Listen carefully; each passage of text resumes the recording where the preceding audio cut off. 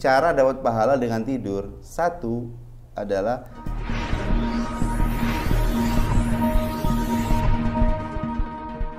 sekarang kita kembali kepada kitab ya. Sekarang kita kembali kepada kitab.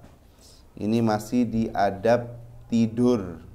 Kalian suka tidur tidak? Oh, suka.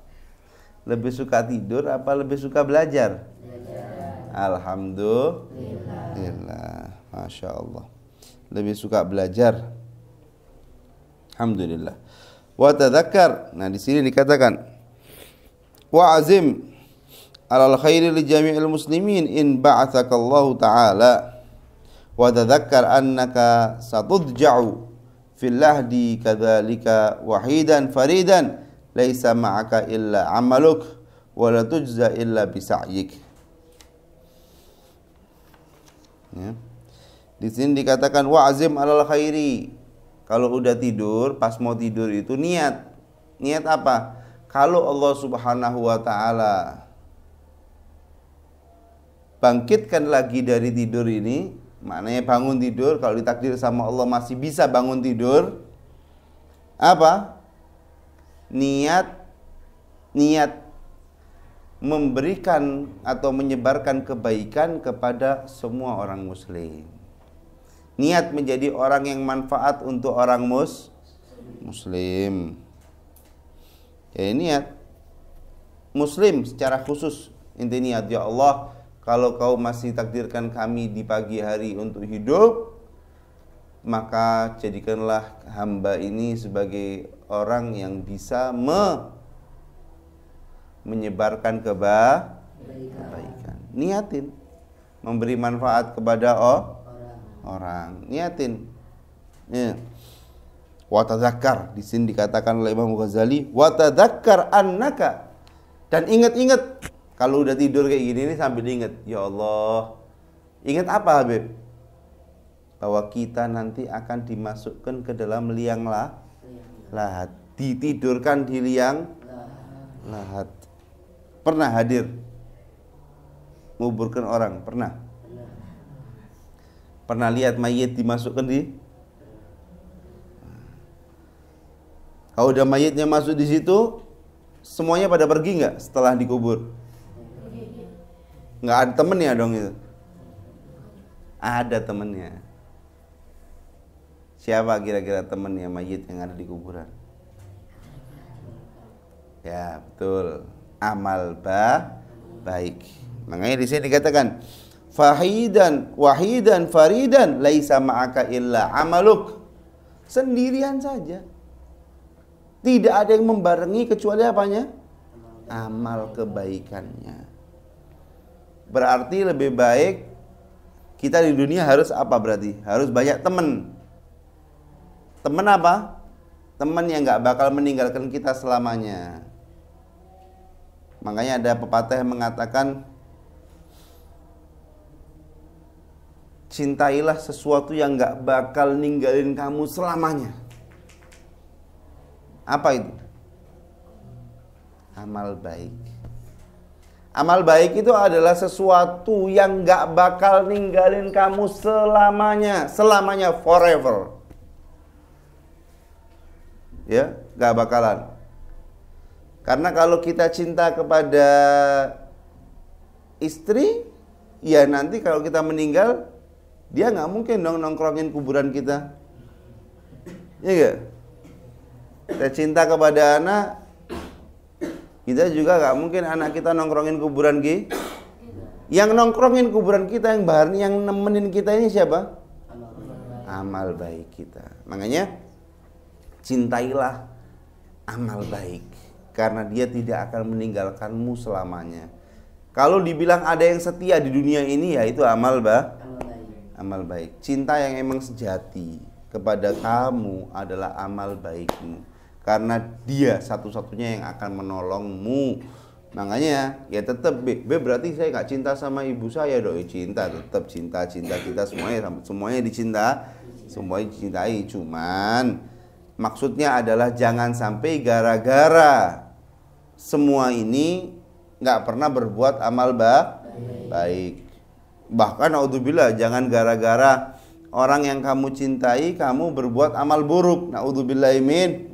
Seperti banyak orang yang mengatakan, saya ini cinta kepada anak saya pengen handphone, ya sudah deh saya mau nyuri aja untuk beliin anak handphone. Nah ini gimana harusnya? Ya salah. Harusnya itu cinta pada diri sendiri dulu. Dengan apa? Dengan amal baik, baru cinta kepada anak. Kalau kamu pengen handphone, iya sabar ya sampai bapak dapat rezeki yang halal. Ini baru. Tapi kalau dia menjerumuskan dirinya dengan apa? Dengan hawa nafsu, kemudian dia sampai mencuri untuk anaknya, naudzubillahi min dzalik. Jangan sampai, ya, jangan sampai. Ingat, yang paling setia dengan kita adalah amal baik kita. Kalau Habib Anis mau nanya kepada kalian semua dan kepada semua viewers yang ada di sini, kira-kira hari ini udah berapa amal baik yang dicatat sama malaikat? Hah? Nggak tahu. Harusnya tahu dong. Ya, seperti alhamdulillah. Kalian kan bangunnya sebelum subuh ya. Berarti itu mudah-mudahan diterima amal baiknya. Apa? Qiyamul. Ayo Anis mau nanya lagi. Kalian sholat subuh berjamaah ya? Mudah-mudahan diterima oleh Allah Subhanahu wa taala. Itu juga termasuk amal baik. Cuman Ayo Anis mau nanya. Kalian sholat duha enggak? Siapa yang hari ini belum sholat duha? Jujur. Ada yang belum sholat duha ya? Nah, ini berarti sholat bangun qiyamul lail bagus banget. Sholat subuh berjamaah bagus banget. Itu aturan juga pesan yang kalian sendiri dari hati. Apa ayo? Amal baik apa yang timbul dari hati tanpa ikut peraturan pesantren? So, kayak sholat duha tadi. Yang sudah sholat duha, saya apresiasi, Pak. Good job katanya ya. Kenapa? Karena timbul dari hati ingin melakukan kebaikan. Yang belum sholat duha, insya Allah besok sholat duha. Ya, jangan lupa, apalagi musim corona. Karena sumbernya rezeki juga termasuk sholat duha.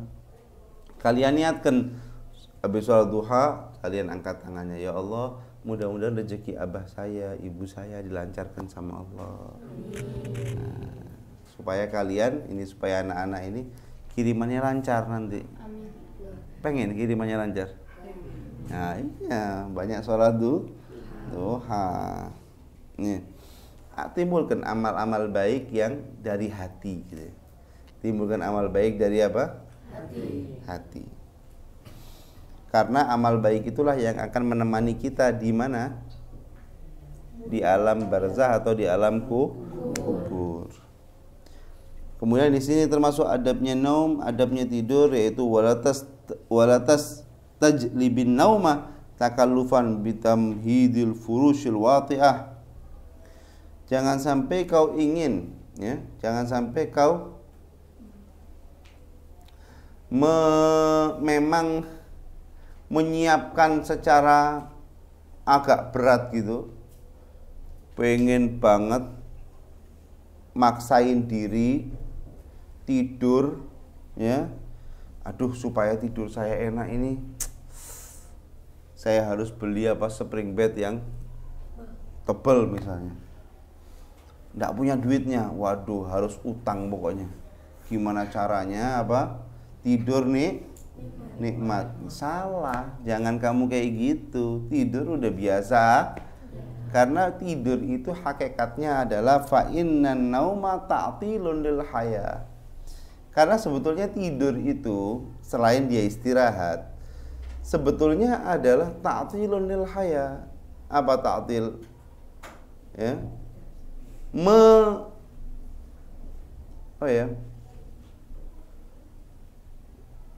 Membuat hidup kita itu banyak menganggurkan kehidupan. Kalau kamu tidur, kamu bisa nggak bantuin orang? Kalau kamu tidur, kamu bisa nggak baca Al-Quran? Kalau kamu tidur, kamu bisa nggak belajar? Kalau kamu tidur, kamu bisa nggak sedekah? Dalam mimpi kali ya. Tapi kalau kamu bangun seperti ini, bisa nggak baca Al-Quran? Bisa nggak dzikir ya Allah? Bisa nggak ngomong la ilaha illallah? Karena nggak tidur. Tapi kalau udah tidur, di situ udah kehidupan tadi ini udah langsung apa? Banyak. Makanya juga viewers ini pada semuanya hadirin dan hadirat yang ada di YouTube maupun Facebook maupun semua akun media sosial yang dipakai untuk pada malam hari ini ya. Juga seperti itu. Kalau kita tidur berarti banyak sekali hal yang menjadi atau menjadi menganggurkan kehidupan. Tak tidur itu nganggurin kehidupan. Yang bisa kita dapat manfaatnya kan kita bisa dapat pahala dari tidur. Ya emang bisa dapat pahala dari tidur. Kalau apa? Gimana caranya dapat pahala dari tidur? Satu, ini cara dapat pahala dengan tidur. Satu adalah gunakan adab-adab tidur sebelum tidur, seperti wudu, tidur menghadap kiblat, kalau tidak bisa menghadap ke kanan, ya. Kemudian baca doa, ya. Kemudian bersihkan hati sebelum tidur, maafkan semua orang yang berbuat salah kepadamu. Nah, ini dapat pahala. Apalagi dibarengin dengan niat. Saya niat tidur ini mudah-mudahan bisa sekalian nambah energi saya nanti ketika bangun. Saya ingin banyak berbuat baik, ya, dan banyak memberikan manfaat buat semua orang yang ada di sekitarku. Nah, di sini tidur itu dapat pahala. Itu cara mendapatkan pahala dari tidur. Tapi ya tetap ya, pahala yang kau peroleh dengan niat tersebut, pahala yang kau peroleh dengan tidur tersebut itu tidak seperti saat kau nggak tidur. Ya enggak? Bayangin kalau antum tidur berapa jam biasanya? 5.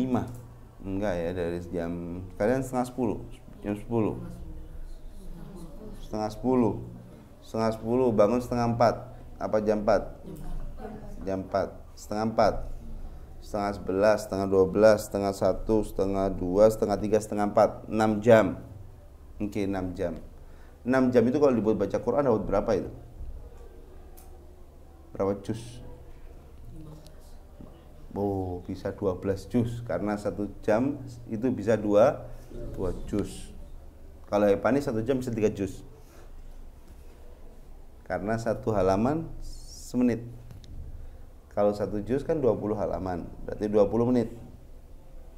Iya kan? Kalau 6 jam berarti bisa 18 juz kalau emang mau ngaji bener-bener.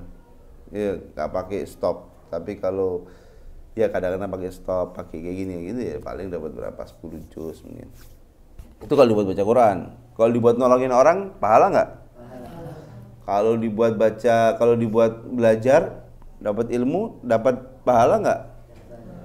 Lebih banyak mana sama pahala tidur? Nah, lebih banyak saat kita hidup. Saat kita tidur itu seperti kayak mati suri gitu ya. Mati sebentar, karena nggak bisa ngapa-ngapain. Nggak bisa ngapa-ngapain. Udah kayak gitu, makanya kecuali, ada kecualinya tapi. Kapan tidur itu menjadi afdol? Saat ketika kita hidup, ketika kita dalam keadaan melek seperti ini, yang kita kerjakan adalah kemaksiatan. Kalau yang kita kerjakan adalah kemaksiatan, misal kata naudzubillahi min dzalik ya. Misalnya kalau kaum muslimin sih enggak sampai ya, orang yang punya iman juga enggak mungkin hidupnya dibuat maksiat. Orang punya iman, orang muslim, orang mukmin, insyaallah hidupnya enggak dibuat maksiat. Tapi kalau subhanallah misalnya ketangkep nih atau apa nih, waduh ini kalau bangun pasti disuruh macem-macem nih. Ya. Bisa maksiat, bisa ini, bisa lupa sama Allah, ya Allah. Ini lebih baik tidur. Mendingan apa Tidur. Kalau memang kehidupan kita itu maksiat, lebih baik kita tidur, itu lebih afdol daripada saat kita hidup. Nih. Fanaumuka salamatan lidinik, karena tidurmu itu bisa menyelamatkan agamamu. Jadi kapan tidur itu afdol? Saat ketika kita hidup dalam keadaan Na'udzubillahi min dzalik. Wa alam. Nah, di sini dikatakan, ketahuilah bahwa malam dan siang hari itu ada 24 jam. Fala yakun naumuka bil-laili wan nahari aktsara min samanin sa'at. Min samani sa'atin. Maka jangan sampai tidurmu itu 8 jam, katanya Imam Ghazali. Jangan sampai tidurmu berapa? 8 jam. Kamu tidurnya berapa jam?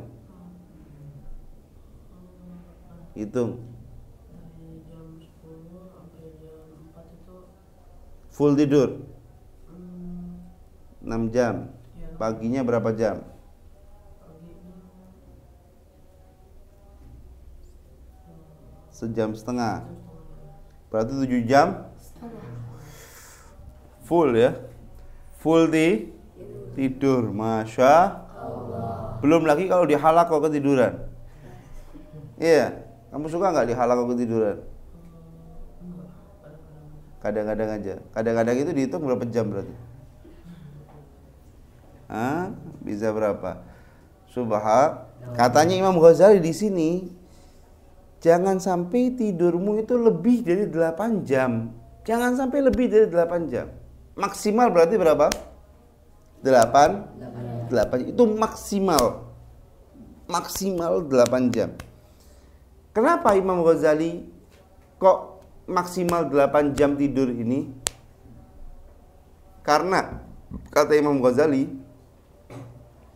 8 jam itu kalau per 24, kalian belajar nggak itu? Per-peran itu 8 per 24 berarti 1 per 3. 8 per 24 itu 1 per 3. Karena 24 dibagi 8 ada berapa? 3. Oke. 1 per 3. Kalau kalian hidup 60 tahun, umur kalian ini 60 tahun, umur viewers itu 60 tahun, sepertiganya berapa? 60 dibagi 3 berapa? 60.000 dibagi 3 berapa?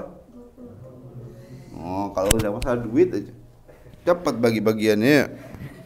Kalau Panis nih mau punya duit 60.000 dibagiin 3 orang, per orang dapat berapa? 20.000. Cepat kalau pasal duit.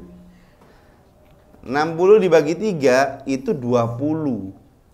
Berarti kalau kita tidur 8 jam dan umur kita 60 tahun, berarti kita sudah tidur 20 tahun. Nggak kerasa ya?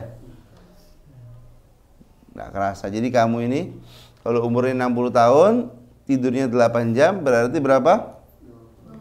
20 tahun isinya apa? Enak nggak tidur 20 tahun? Pusing ya? Kalau dicicil enak ya? Subhanallah. Makanya, nah, di sini kalian kalian belajar apa? Belajar memanfaatkan waktu. Nggak apa-apa. Berarti Beb gimana nih Beb kita nih Beb? Kalau katanya Al-Habib Umar bin Muhammad bin Salim bin Hafid ya.